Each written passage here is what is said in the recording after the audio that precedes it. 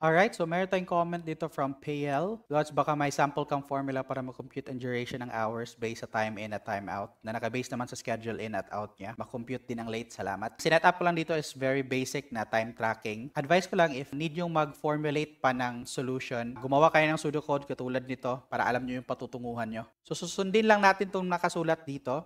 So equals if time in, so pindutin yung time in, is greater than, so greater than, shift in, so pindutin yung shift in, comma. So yun na yung criteria natin or logical test natin. So ang value if true, gagamitin natin si use time in. So pindutin natin si time in. If hindi naman, else use shift in. So comma, sa false, siya is shift in. So pindutin natin si shift in. Ayan na yung start time natin. Lalagay ko lang to sa baba kasi siya yung pandulo natin eh. Siya yung ma-minus natin sa end time natin. Ayan. So dito, magta-type na naman ako ng if function. If timeout, so pinutin yung timeout, is less than, so less than, shift out, pinutin si shift out, comma, then use timeout. So timeout, pinutin si timeout, comma, else use shift out. So shift out, pinutin ko din.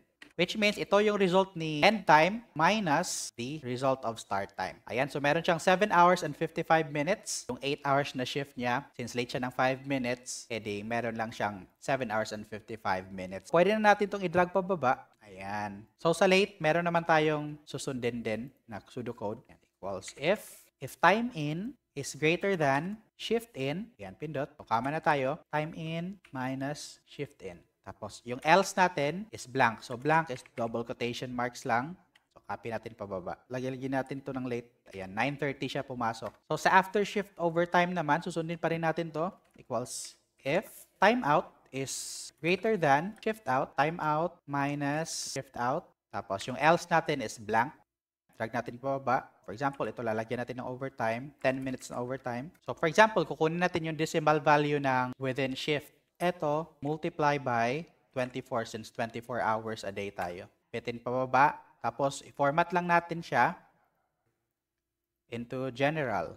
Adjust nyo na lang kung ilang decimal point yung need nyo. Yun lang. Whoa, peace.